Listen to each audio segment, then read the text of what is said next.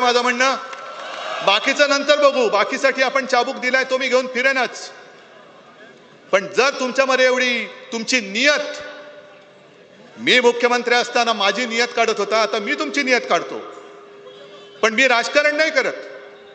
जो एक आपला शेतकरी दादा त्यांनी मदतीसाठी विचारलं तर त्याला हे सांगतात, ए बाबा राजकारण करू नको. मग तुम्हाला राजकारण करण्यासाठी शेतकऱ्याची मतं पाहिजेत.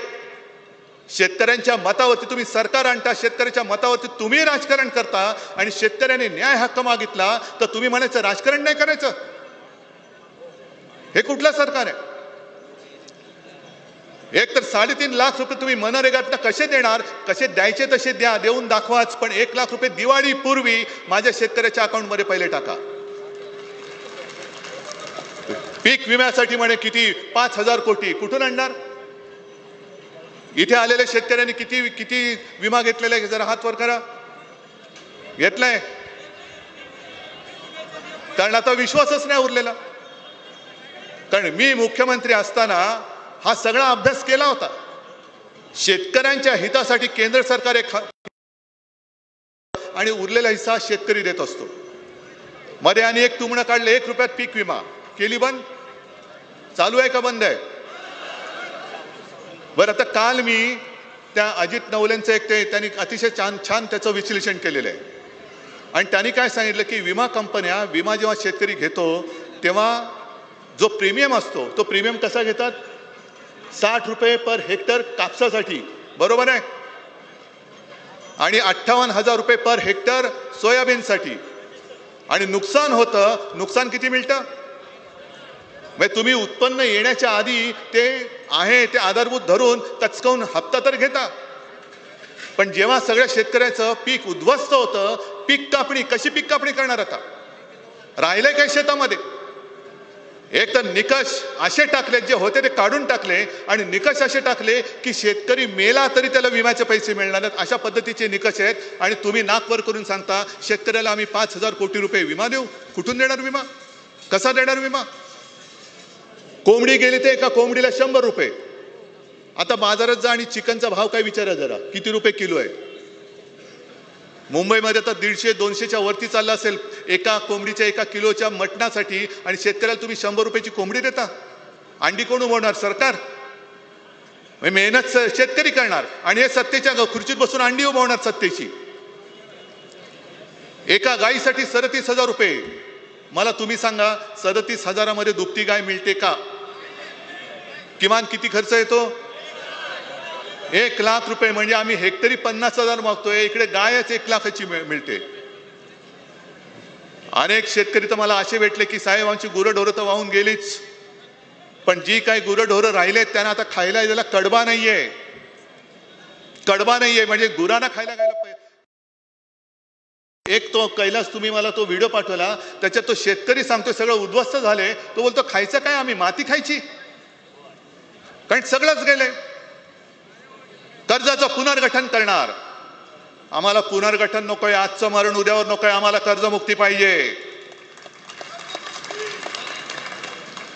मग आपल्या मुख्यमंत्र्यांनी असं काहीतरी ते बोललेत, म्हणे यांना अधिकार काय? मला अधिकार आहे, कारण मी मुख्यमंत्री असताना मी तुम्हाला कर्जमुक्त करून दाखवलं होतं तर हो बोला, नाही तर नाही बोला. अटीतटीच्या किचकट त्या जंजाळामध्ये तुम्हाला अडकवलं नव्हतं.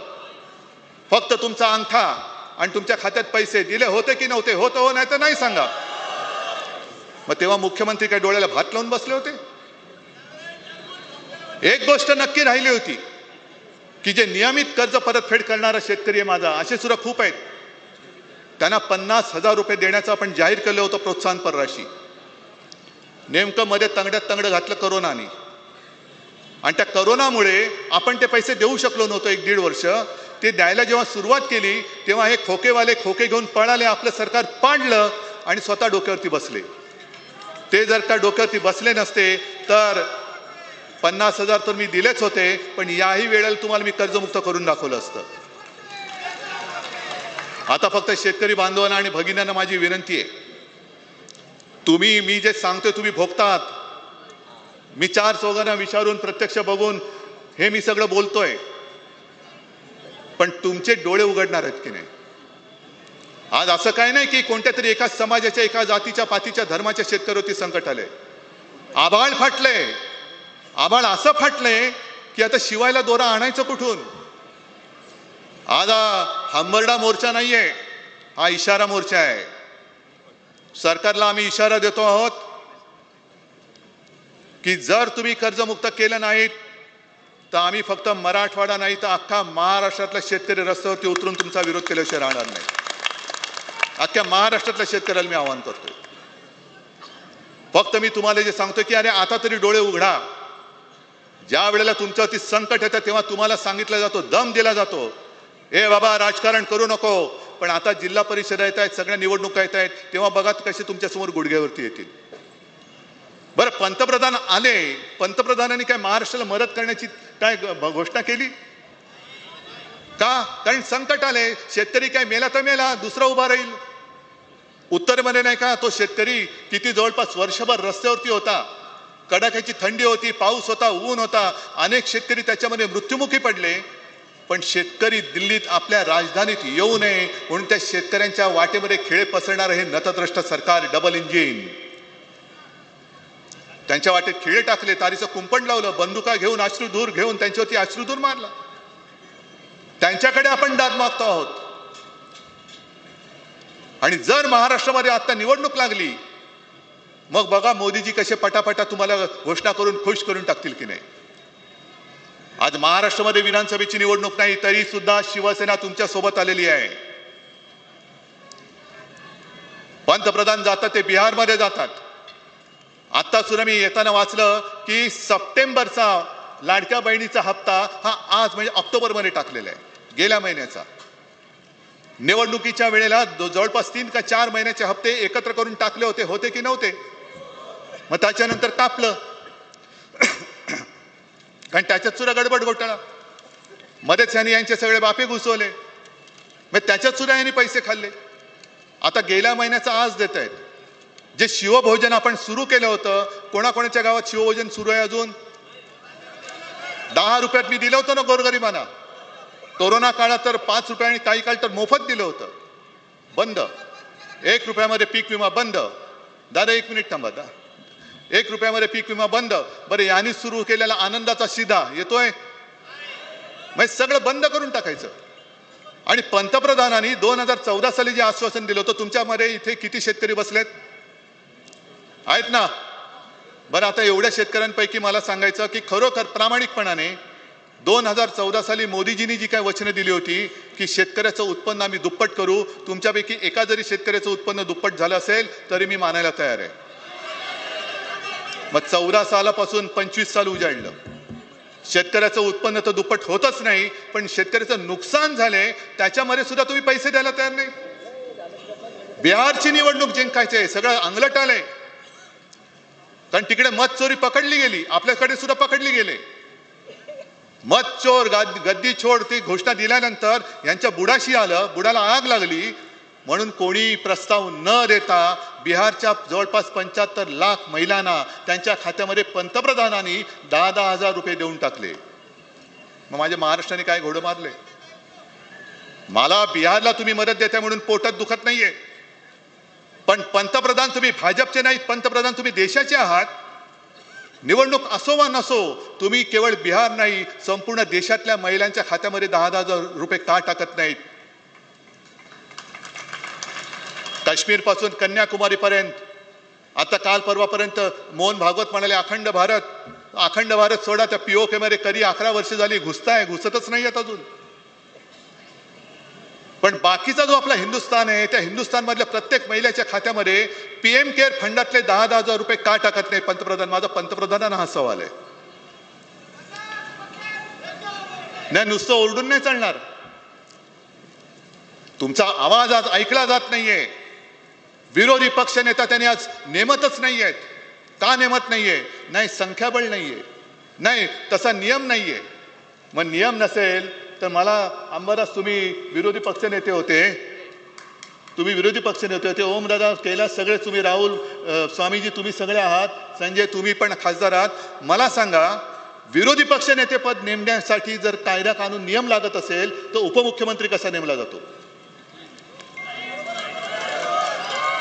दोन दोन उपमुख्यमंत्री नेमता जे त्याच्या संविधानात नाहीये, नसलेली असंविधानिक पदं तुम्ही तिकडे नेमतायत.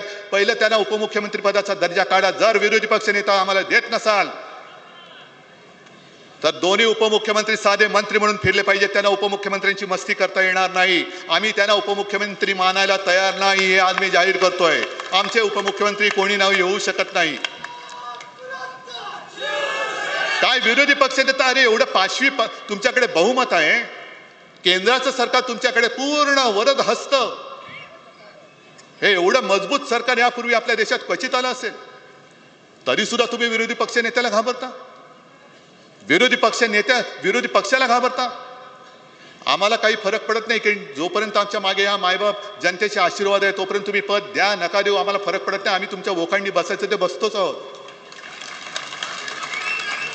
पण विरोधी पक्षाला एक जो अधिकार असतो, अधिकाराने तो बोलून घेऊ शकतो, विचारू शकतो, अरे पॅकेज जाहीर केले, काय केलंयस? तो विरोधी पक्ष नेता पद तुम्ही द्यायला तयार नाहीत का? कारण संविधानात तशी तरतूद नाही. मग उपमुख्यमंत्री पदाची तरतूद तुम्ही मला दाखवा, नाही तर तुमचे दोन हाफ आहेत त्यांना हाफच राहू द्या. त्यांना आम्ही पूर्ण दर्जा देऊ शकत नाही, उपमुख्यमंत्री आम्ही त्यांना मानू शकत नाही. संविधानात दाखवा. आणि आता यापुढे काय करायचं हा इशारा मोर्चा आहे. मी जेव्हा पूरग्रस्त विभागात पाहणी करायला आलो तो रस्ते उखडले गेलेत, घरदारं वाहून गेलेत, शेतामध्ये तेव्हा जवळपास गुडघाभर पाणी होतं, पीक तर सडून गेलं होतं, अनेक मुलांची शाळा पुस्तकं वह्या वाहून गेले होत्या. आणि परीक्षा शुल्क माफ केले, फी माफ केली पाहिजे, फी कर्ज माफ केलं पाहिजे. पुनर्गठन करायचं कसं करायचं? आत्ताचं जे कर्ज आहे ते डोक्यावरती बसले, फेडू शकाल तुम्ही? पुनर्गठन केलं तर तुम्हाला फायदा होणार आहे का मला सांगा. मला जे काय कळतं त्याच्याप्रमाणे पुनर्गठन म्हणजे आजचं मरण उद्यावर, बरोबर ना?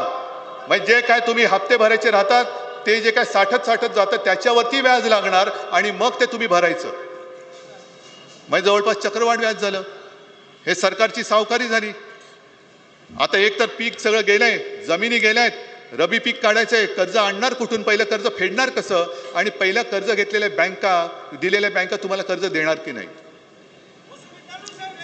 आणि म्हणून मी विचारलं की ज्याप्रमाणे साखर कारखानदार टगे फुगलेत, बरं 15 रुपये तुम्ही मुख्यमंत्र्यांचा तो पूरग्रस्तांचा भार तो ऊस उत्पादक शेतकऱ्यांवरती टाकले, कारखान्यांवरती नाही.